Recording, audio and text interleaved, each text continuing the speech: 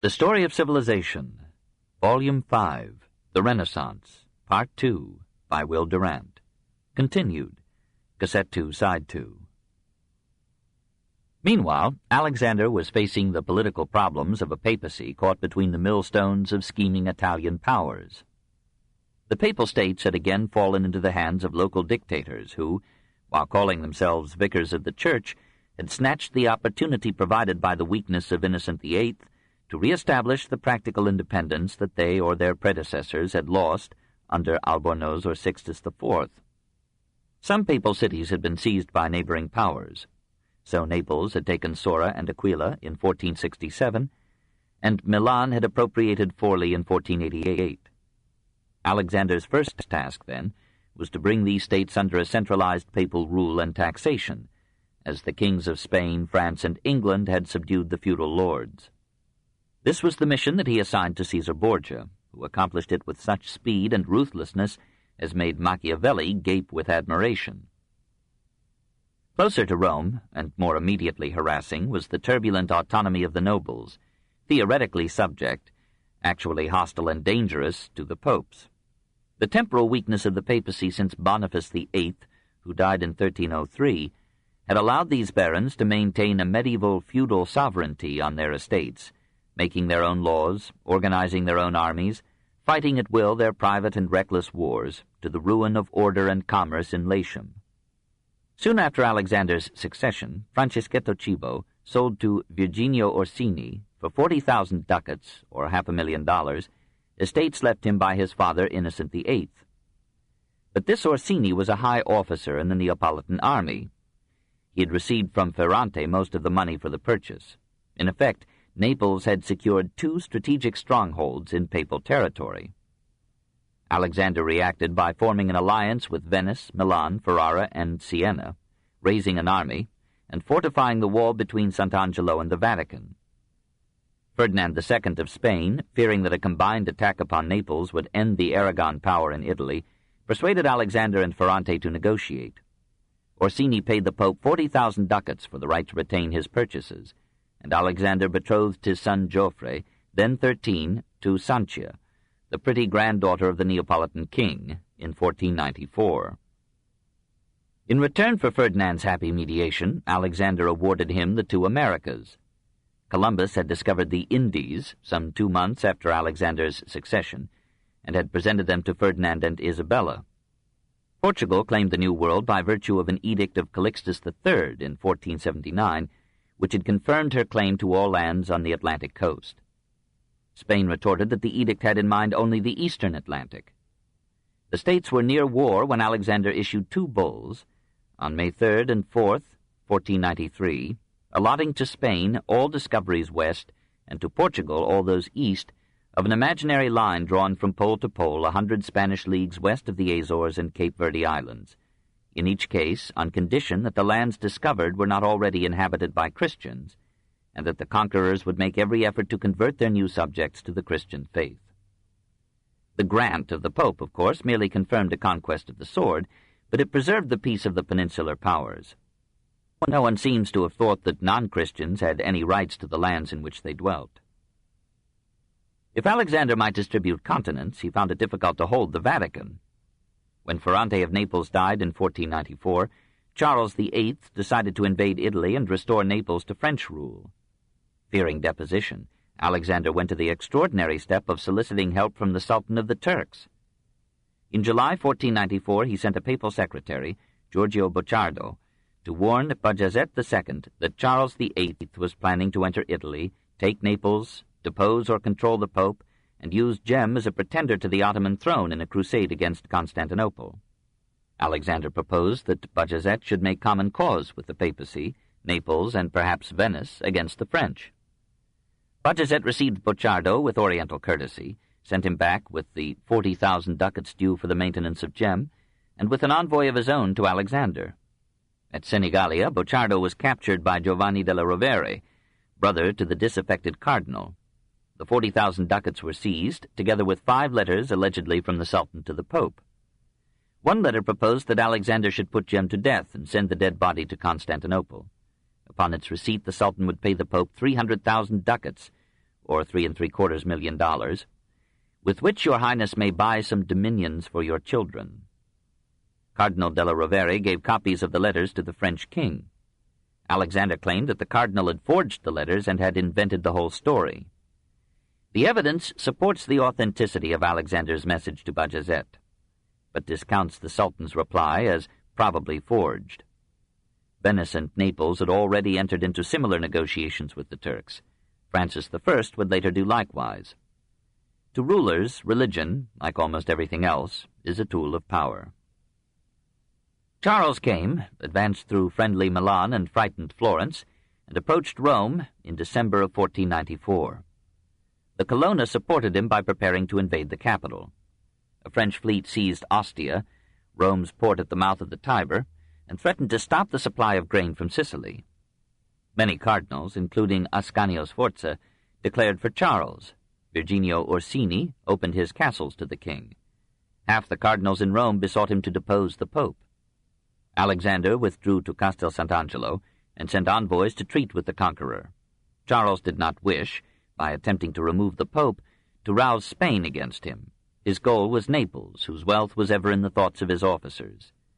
He made peace with Alexander on condition of an unimpeded passage for his army through Latium, papal forgiveness of the pro-French cardinals, and the surrender of Gem. Alexander yielded, returned to the Vatican, enjoyed Charles's 3 genuflections before him, graciously prevented him from kissing the papal feet, and received from the king the formal obedience of France. That is, all plans for deposing Alexander were withdrawn. On January 25, 1495, Charles moved on to Naples, taking Gem with him. On February 25th, Gem died of bronchitis. Gossip said that the subtle Alexander had given him a slow poison, but no one any longer credits that tale. Once the French were gone, Alexander recovered his courage. Now, probably, he made up his mind that strong papal states, a good army, and a good general were necessary to the safety of the popes from secular domination. With Venice, Germany, Spain, and Milan, he formed a Holy League on March 31, 1495, ostensibly for mutual defense and for war against the Turks, secretly for the expulsion of the French from Italy. Charles took the hint, retreated through Rome to Pisa. Alexander, to avoid him, sojourned in Orvieto and Perugia. When Charles fled back to France, Alexander returned in triumph to Rome. He demanded of Florence that it should join the League and expel or silence Savonarola, friend of France and foe of the Pope. He reorganized the papal army, put his oldest surviving son Giovanni at its head, and bade him conquer for the papacy the revolted Orsini fortresses in 1496. But Giovanni was no general. He was defeated at Soriano, returned to Rome in disgrace, and pursued the careless gallantries that probably caused his early death. Nevertheless, Alexander recovered the strongholds sold to Virginio Orsini and recaptured Ostia from the French. Apparently victorious over all obstacles, he bade Pinturicchio paint on the walls of the papal apartment in Sant'Angelo frescoes picturing the triumph of the Pope over the king. Alexander was at the top of his curve. 3. The Sinner. Rome applauded him for his internal administration and his successful, though hesitant, diplomacy. It reproved him mildly for his love affairs, vigorously for feathering the nests of his children, bitterly for appointing to office in Rome a host of Spaniards whose alien mien and speech set Italian teeth on edge. 100 Spanish relatives of the Pope had flocked to Rome. 10 papacies, said one observer, would not have sufficed for all these cousins.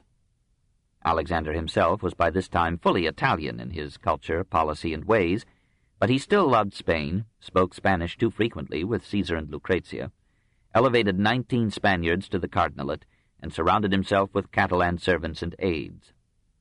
Finally, the jealous Romans, half in humor, half in wrath, called him the Marano Pope, implying his descent from Christianized Spanish Jews. Alexander excused himself on the ground that many Italians, especially in the College of Cardinals, had proved faithless to him, and that he had to have about him a nucleus of supporters bound to him by a personal loyalty based on their awareness that he was their sole protector in Rome. He, and the princes of Europe down to Napoleon, argued likewise in promoting relatives to positions of trust and power. He hoped for a while that his son Giovanni might help him to protect the Papal States, but Giovanni had inherited his father's sensitivity to women without Alexander's capacity to govern men. Perceiving that of his sons only Caesar had in him the iron and gall necessary to play the game of Italian politics in that violent age, Alexander conferred upon him a maze of benefices whose income would finance the youth's rising power. Even the gentle Lucrezia was an instrument of policy, and found herself promoted to the governorship of a city or the bed of a valuable duke. The Pope's fondness for Lucrezia led him to such shows of affection that cruel gossip accused him of incest, and pictured him as competing with his sons for her love. On 2 occasions, when he had to be absent from Rome, Alexander left Lucrezia in charge of his rooms in the Vatican, with authority to open his correspondence and attend to all routine business. Such delegation of power to a woman was frequent in the ruling houses of Italy, as in Ferrara, Urbino, and Mantua, but it mildly shocked even blasé Rome. When Joffre and Sanchia arrived from Naples after their wedding, Caesar and Lucrezia went out to meet them. All 4 then hurried to the Vatican, and Alexander was happy to have them near him. Other popes, to conceal their infamy, says Guicciardini, were wont to term their offspring nephews, but Alexander took delight in letting all the world know that they were his children. The city had forgiven the Pope his pristine Vanozza, but marveled at his current Julia. Julia Farnese was noted for her beauty, above all for her golden hair. When she let it down and it hung to her feet, it was a sight that would have stirred the blood of men less mettlesome than Alexander. Her friends called her La Bella. Sanudo speaks of her as the Pope's favorite, a young woman of great beauty and understanding, gracious and gentle. In 1493, Infessura described her as attending Lucrezia's nuptial banquet in the Vatican and called her Alexander's concubine. Matarazzo, the Perugian historian, used the same term for Julia, but probably copied Infessura. And a Florentine wit in 1494 called her Sposa di Cristo, Bride of Christ, a phrase usually reserved for the Church. Some scholars have sought to clear Julia on the ground that Lucrezia, who has been made respectable by research, remained her friend to the end, and that Julia's husband, Orsino Orsini, built a chapel to her honored memory. In 1492, Julia gave birth to a daughter, Laura, who was officially listed as begotten by Orsini, but Cardinal Alessandro Farnese recognized the girl as Alexander's child. By yet another woman, the Pope was credited with having a mysterious son, born about 1498, and known in Burchard's diary as Infans Romanus. It is not certain, but one more or less hardly matters. There is no question that Alexander was a sensual man, full-blooded to a degree painfully uncongenial to celibacy. When he gave a public festival in the Vatican, at which a comedy was performed in February 1503, he rumbled with amusement, and was pleased to have fair women crowd about him and seat themselves gracefully on footstools at his feet. He was a man. He seems to have felt, like many clergymen of the time, that clerical celibacy was a mistake of Hildebrand's, and that even a cardinal should be permitted the pleasures and tribulations of female company. He showed feelings of husbandly tenderness for Vanozza, and perhaps a paternal solicitude for Julia. On the other hand, his devotion to his children, sometimes overriding his fidelity to the interests of the Church, could well be used to argue the wisdom of the canon law requiring celibacy of a priest. In these middle years of his pontificate, before Caesar Borgia overshadowed it, Alexander had many virtues. Though he bore himself with proud dignity at public functions, in private he was jovial, good-natured, sanguine, eager to enjoy life, capable of a hearty laugh at seeing, from his window, a parade of masked men with long false noses of great size in the form of the male member. He was a bit stout now, if we may trust Pinturicchio's apparently honest picture of him, praying on the apartamento wall. And yet all reports concur that he lived frugally, on so plain a fare that the cardinals shunned his table. He was unsparing of himself in administration, working till late at night and watching actively over the affairs of the Church everywhere in Christendom. Was his Christianity a pretense? Probably not. His letters, even those concerning Julia, are warm with phrases of piety that were not indispensable in private correspondence. He was so much a man of action and had so thoroughly absorbed the easy morals of his time that he only sporadically noted any contradiction between Christian ethics and his life. Like most persons completely orthodox in theology, he was completely worldly in conduct. He seems to have felt that in his circumstances the papacy needed a statesman, not a saint. He admired sanctity, but thought it belonged to monasticism and private life rather than to a man compelled to deal at every step with subtle and acquisitive despots or unscrupulous and treacherous diplomats. He ended by adopting all their methods, and the most questionable devices of his predecessors in the papacy. Needing funds for his government and his wars, he sold offices, took over the estates of dead cardinals, and exploited the Jubilee of 1500 to the full. Dispensations and divorces were given as profitable parts of political bargains.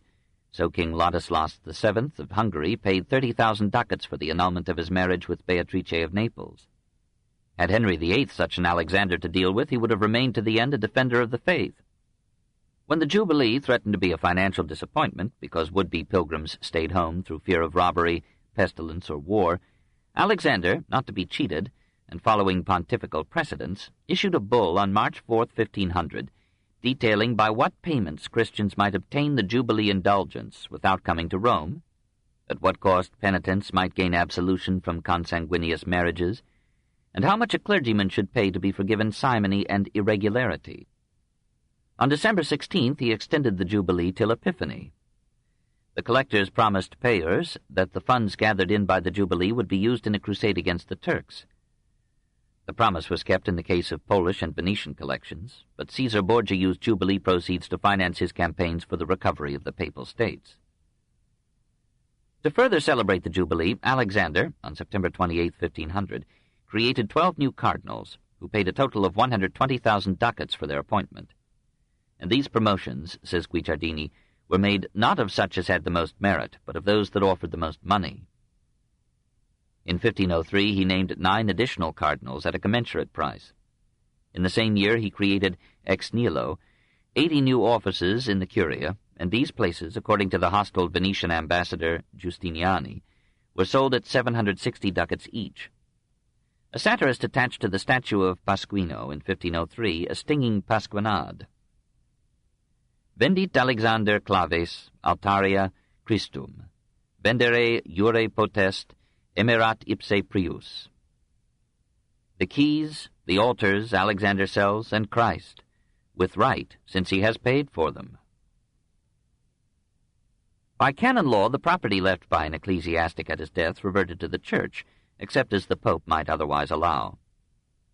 Alexander regularly gave such dispensations except in the case of cardinals. Under pressure from the victorious but money-consuming Caesar Borgia, Alexander made it a general principle to appropriate the fortunes left by high ecclesiastics. In this way, substantial sums came into the treasury. Some cardinals eluded the Pope by making large gifts in expectation of death, and some, during their lives, deliberately squandered great sums on their funeral monuments. When Cardinal Michiel died in 1503, his house was immediately stripped of its wealth by the agents of the Pope, who, if we may believe Giustiniani, netted 150,000 ducats. Alexander complained that only 23,832 were in cash. Deferring fuller consideration of the alleged poisonings by Alexander or Caesar Borgia of high ecclesiastics who took too long to die, we may provisionally accept the conclusion of recent research that there is no evidence that Alexander VI poisoned anybody. This does not quite clear him. He may have been too clever for history, but he could not escape the satirists, pamphleteers, and other wits who sold their deadly epigrams to his opponents. We have seen how Sanazzaro belabored Pope and son with lethal couplets in the strife between the papacy and Naples. Infessura served the Colonna with his scandal-mongering pen, and Geronimo Mancione was worth a regiment to the Savelli barons. Alexander, as part of his campaign against the Campania nobles, issued in 1501 a bull detailing the crimes and vices of the Savelli and the Colonna. Its exaggerations were bettered in Mancioni's famous Letter to Silvio Savelli, retailing the vices and crimes of Alexander and Caesar Borgia. This document was widely circulated, and did much to create the legend of Alexander as a monster of perversions and cruelty. Alexander won the battle of the sword, but his noble foes, unchecked by his enemy Pope Julius II, won the battle of the word, and transmitted their picture of him to history. He paid too little attention to public opinion, and rarely answered the slanders that so mercilessly multiplied the reality of his faults. He was resolved to build a strong state, and thought that it could not be done by Christian means. His use of the traditional tools of statecraft, propaganda, deception, intrigue, discipline, war, was bound to offend those who preferred a Christian church to a strong one, and those to whose advantage it was that the papacy and the papal states should be disorganized and weak among the nobles of Rome and the powers of Italy. Occasionally Alexander stopped to examine his life by evangelical standards, and then he admitted himself to be a simoniac, a fornicator, even, through war, a destroyer of human lives. Once, when his lucky star seemed suddenly to fall and all his proud and happy world seemed shattered, he lost his Machiavellian amoralism, confessed his sins, and vowed to reform himself and the Church. He loved his son Giovanni even more than his daughter Lucrezia. When Pedro Luis died, Alexander saw to it that Giovanni should receive the Duchy of Gandia in Spain. It was easy to love the lad. He was so handsome, kindly, gay. The fond father did not perceive that the youth was made for Eros, not for Mars. He made him a general, and the young commander proved incompetent. Giovanni thought a beautiful woman more precious than a captured city. On June 14, 1497, he supped with his brother Caesar and other guests at the home of his mother Vanozza. As they were returning, Giovanni parted from Caesar and the rest, saying that he wished to visit a lady of his acquaintance. He was never seen alive again. When his disappearance was noted, the anxious Pope sent out an alarm. A boatman confessed that he had seen a body thrown into the Tiber on the night of the 14th. Asked why he had not reported it, he replied that in the course of his life he had seen 100 such disposals, and had learned not to trouble himself about them. The river was dragged, the body was found, stabbed in 9 places. Apparently the young duke had been attacked by several men. Alexander was so broken with grief that he shut himself up in a private chamber and refused food, and his moans could be heard in the street. He ordered a search for the murderers, but perhaps he soon reconciled himself to letting the case remain a mystery. The body had been recovered near the castle of Antonio Pico della Mirandola, whose pretty daughter had allegedly been seduced by the duke. Many contemporaries, like the Mantuan ambassador Scalona, ascribed the death to thugs hired by the count, and this is still the likeliest explanation. Others, including the Florentine and Milanese ambassadors at Rome, attributed the crime to some member of the Orsini clan, then at war with the Pope. Some scandal-sippers said that Giovanni had made love to his sister Lucrezia and had been killed by retainers of her husband Giovanni Sforza. No one at the time accused Caesar Borgia. Caesar, now 22, had apparently been on the best of terms with his brother. He was a cardinal, and was moving in his own line of advancement. Not till 14 months later did he turn to a military career. He derived no advantage from his brother's death. He could hardly have anticipated that Giovanni would leave him on the way home from Vanozza. Alexander, so far from suspecting Caesar at this time, appointed him Giovanni's executor. The first known mention of Caesar as the possible murderer occurs in a letter written by the Ferrarese ambassador, Pina, on February 22, 1498, 8 months after the event. Not till Caesar had shown his character in all its ruthless force did popular opinion connect him with the crime. Then Machiavelli and Guicciardini agreed in laying it at his door. He might have been capable of it at a later stage of his development, had Giovanni opposed him in some vital policy, but of this particular murder he almost certainly was innocent. When the Pope had recovered his self-control, he called a consistory of the cardinals on June 19, 1497, received their condolences, told them that he had loved the Duke of Gandia more than anyone else in the world, and attributed the blow, the heaviest that could have befallen him, to God as a punishment for his sins. He went on, "We on our part are resolved to amend our life and to reform the Church. Henceforth benefices shall be given only to deserving persons and in accordance with the votes of the cardinals. We renounce all nepotism. We will begin the reform with ourselves, and so proceed through all ranks of the Church till the whole work is accomplished." A committee of 6 cardinals was appointed to draw up a program of reform. It labored earnestly and presented to Alexander a bull of reform so excellent that if its provisions had been put into effect, they might have saved the Church from both the Reformation and the Counter-Reformation. But when Alexander faced the question of how the revenues of the papacy, without the fees paid for ecclesiastical appointments, could finance the papal government, he found no acceptable answer. Meanwhile, Louis XII was preparing a second French invasion of Italy, and soon Caesar Borgia proposed to recapture the papal states from their recalcitrant vicars.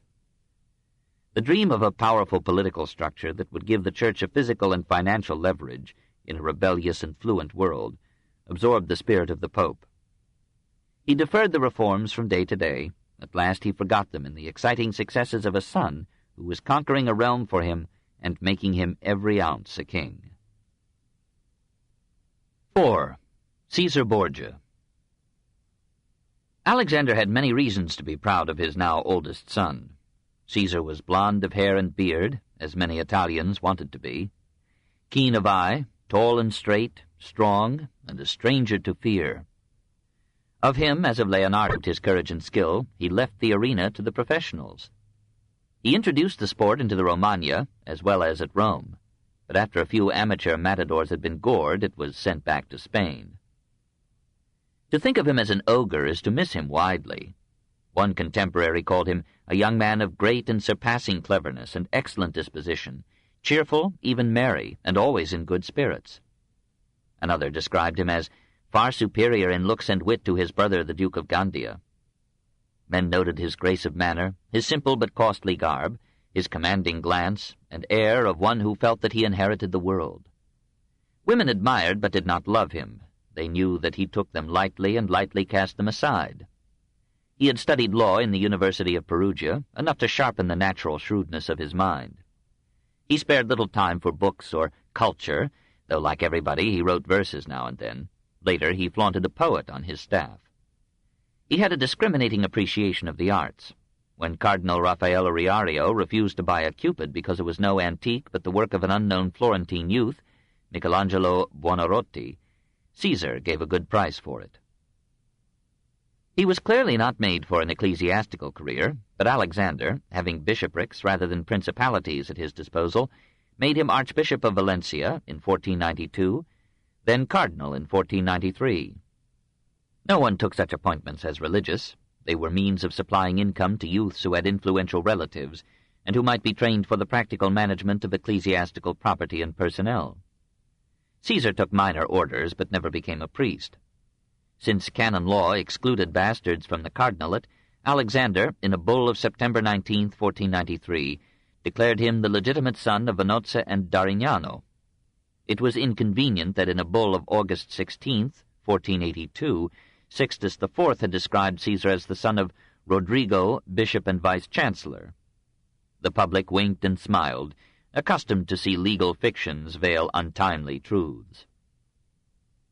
In 1497, shortly after Giovanni's death, Caesar went to Naples as papal legate and had the thrill of crowning a king. Perhaps the touch of a crown stirred his blood. On his return to Rome, he importuned his father to let him renounce his ecclesiastical career.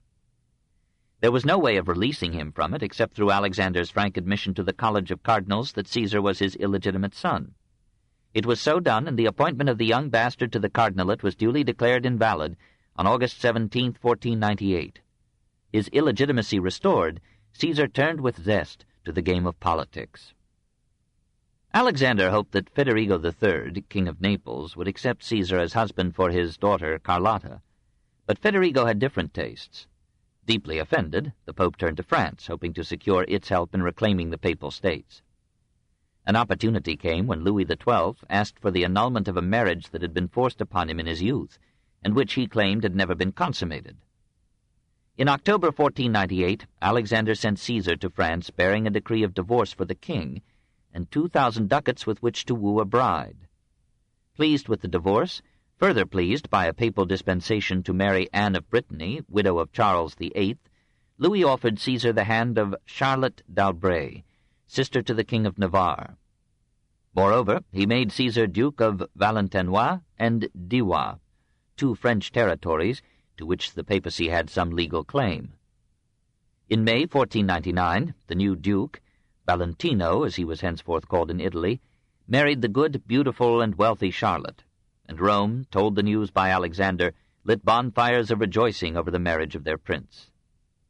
The marriage committed the papacy to an alliance with the king who was openly planning to invade Italy and take Milan and Naples.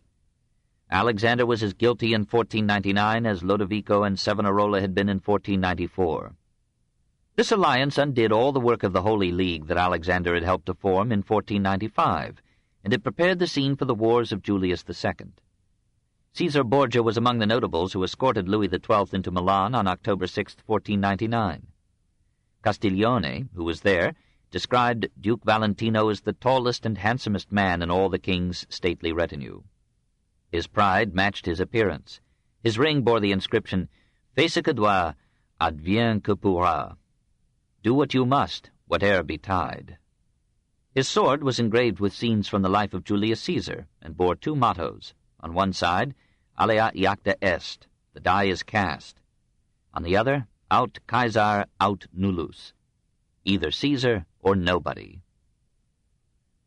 In this bold youth and happy warrior, Alexander found at last the general he had long sought to lead the armed forces of the Church in the reconquest of the Papal States. Louis contributed 300 French lances, 4,000 Gascons and Swiss were recruited, and 2,000 Italian mercenaries. It was a small army with which to overcome a dozen despots, but Caesar was eager for the adventure.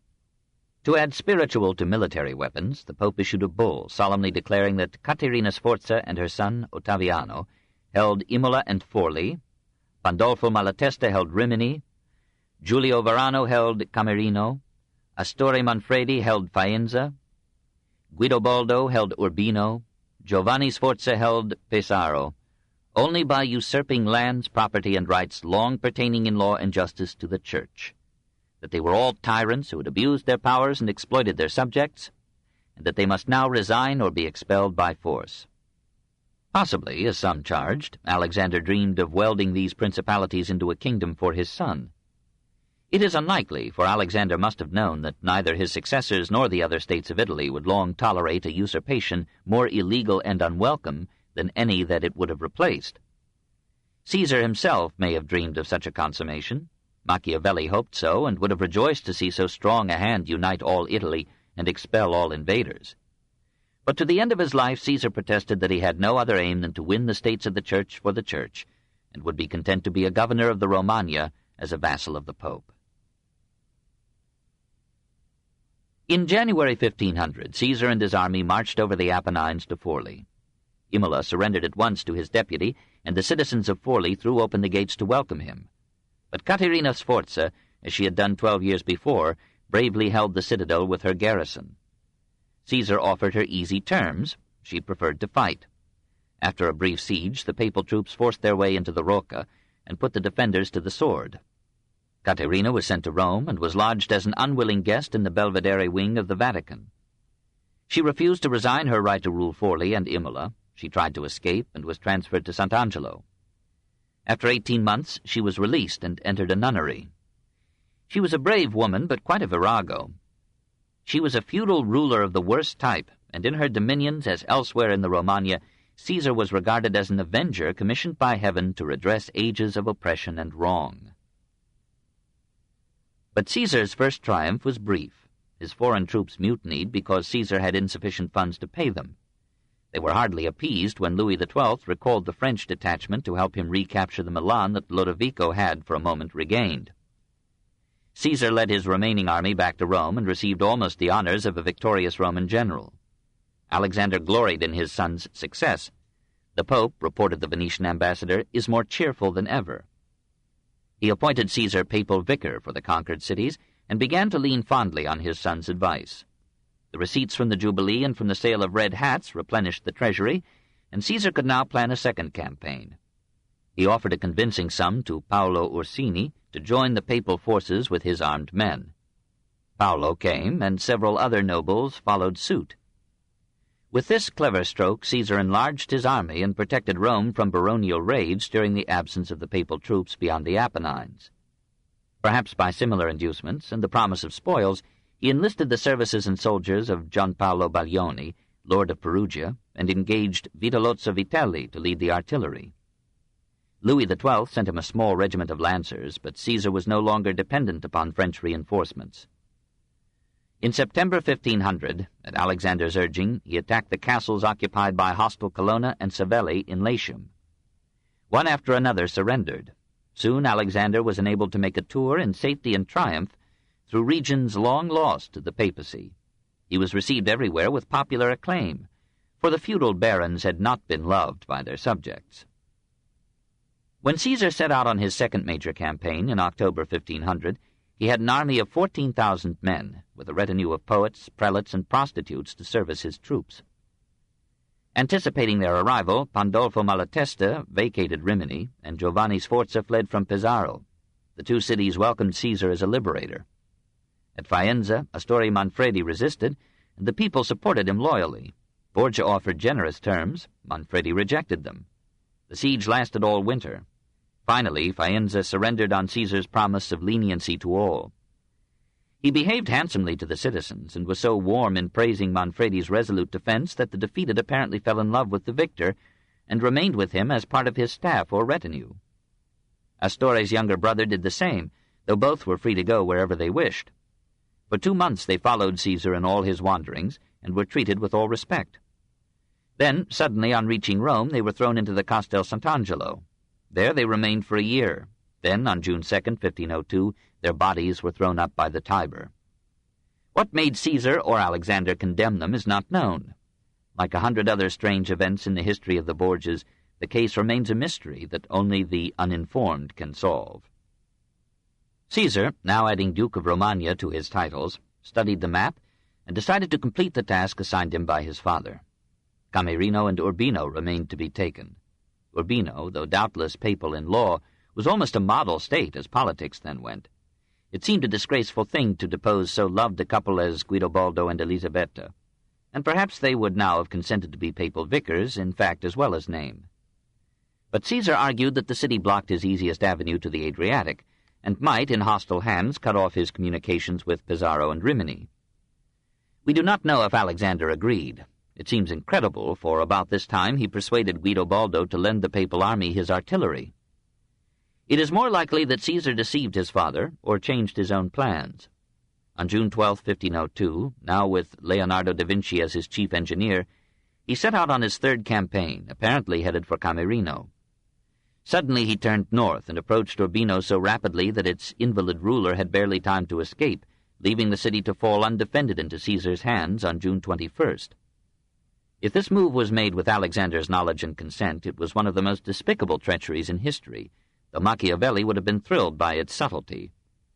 The victor treated the inhabitants with feline gentleness, but appropriated the precious art collection of the fallen duke and sold it to pay his troops. Meanwhile, his general Vitelli, apparently on his own authority, seized Arezzo, long since an appanage of Florence. The shocked signory sent the Bishop of Volterra with Machiavelli to appeal to Caesar at Urbino. He received them with successful charm.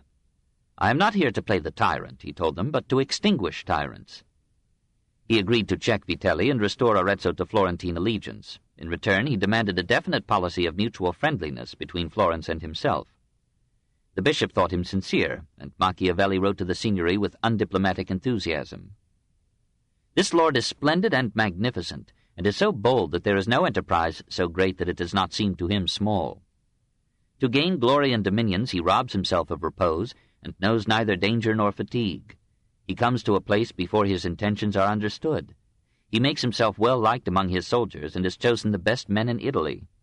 These things make him victorious and formidable, with the aid of perpetual good fortune." On July 20th, Camerino surrendered to Caesar's lieutenants, and the papal states were papal again. Directly or by proxy, Caesar gave them such good government as seemed to vindicate his claim to be a deposer of tyrants. Later, all of them but Urbino and Faenza would mourn his fall. Hearing that Gianfrancesco Gonzaga, Elisabetta's brother and Isabella's husband, had gone with several other prominent men to Milan to turn Louis XII against him, Caesar hurried across Italy, confronted his enemies, and quickly regained the favor of the king in August 1502. It is deserving of a note that up to this point, and even after his most questionable exploit, a bishop, a king, and a diplomat, later famous for subtlety, should have joined in admiring Caesar and accepting the justice of his conduct and his aims. Nevertheless, Italy was dotted with men who prayed for his fall. Venice, though it had made him an honorary citizen, Gentiluomo di Venezia, was not happy to see the papal states so strong again and controlling so much of the Adriatic shore. Florence fretted at the thought that Forli, only 8 miles from Florentine territory, was in the hands of an incalculable and unscrupulous young genius of statecraft and war. Pisa offered itself to his rule in December 1502. He politely refused. But what if he changed his course, as on the way to Camerino? The gifts that Isabella sent him were perhaps a blind to disguise the resentment she and Mantua felt against his rape of Urbino. The Colonna and Savelli, and in less degree the Orsini, had been ruined by his victories, and merely bided their time to raise some coalition against him. His own best men, who had led his cohorts brilliantly, were not sure but that he might attack their territories next, some of which were also claimed by the Church. Gianpaolo Baglioni trembled for his hold on Perugia. Giovanni Bentivoglio for his rule in Bologna. Paolo Orsini and Francesco Orsini, Duke of Gravina, wondered how long it would be before Caesar would do to the Orsini clan what he had done to the Colonna. Vitelli, raging at being forced to relinquish Arezzo, invited these men, and Oliverotto of Fermo, and Pandolfo Petrucci of Siena, and representatives of Guidobaldo, to meet at La Magione on Lake Trasimene in September 1502. There they agreed to turn their troops against Caesar, capture and depose him, end his rule in the Romagna and the Marches, and restore the dispossessed lords. It was a formidable plot, whose success would have brought to a sorry issue the best-laid plans of Alexander and his son. The conspiracy began with brilliant victories. Revolts were organized in Urbino and Camerino with the support of the people. The papal garrisons there were expelled. Guidobaldo returned to his palace on October 18, 1502. Everywhere the fallen lords raised their heads and planned to return to power. Caesar suddenly found that his lieutenants would not obey him and that his forces were reduced to a point where he could not possibly hold his conquests. In this crisis, Cardinal Ferrari opportunely died. Alexander hurriedly appropriated the 50,000 ducats left by him and sold some of the cardinal's benefices. He turned over the receipts to Caesar, who rapidly raised a new army of 6,000 men. In the meantime, Alexander negotiated individually with the conspirators, made them fair promises, and won so many of them back to obedience that by the end of October they had all made their peace with Caesar. It was an astonishing feat of diplomacy. Caesar received their apologies with silent skepticism, and he noted that though Guidobaldo again fled from Urbino, the Orsini still held the duchy's strongholds with their troops. In December, Caesar's lieutenants, at his bidding, besieged Senigallia on the Adriatic. This book is continued on Cassette 3, Side 1.